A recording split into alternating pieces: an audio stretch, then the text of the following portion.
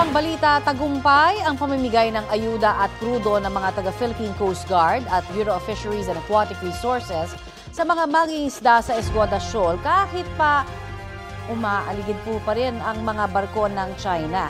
Balitang hatid ni Bam Alegre.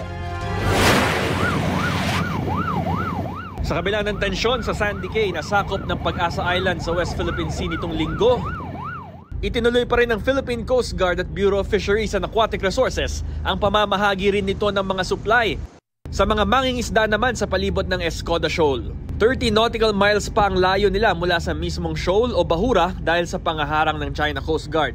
Mas konti tuloy ang huli nila na 1 tonelada pa lang na isda kahit paubos na ang mga supply. Hirap sir kasi hindi na makapasok sa ibang mga bahura.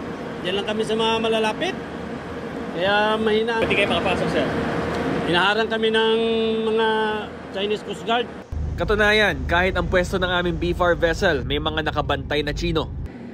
Nakikita ninyo sa aking likuran, may 2 barko ng China Coast Guard na nandito sa ating paligid, nakabantay sa atin habang isinasagawa ng BFAR itong paghahatid ng mga supply sa mga mangingisda malapit dito sa Escoda Shoal.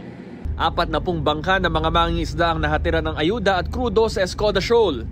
Binili na rin ng BFAR ang mga huli nilang isda at inipon sa fish carrier na MV Mamalakaya ng BFAR. Menos sa gastos.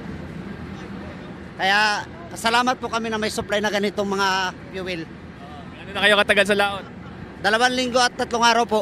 10 vessel ng China Coast Guard at 10 barko ng Chinese Maritime Militia naman ang namonitor ng Philippine Coast Guard sa lugar. Meron ding 2 barko ng China Navy na may dalang isang helicopter at high-speed response boat. Ang KBBM initiative natin is not a walk in the park.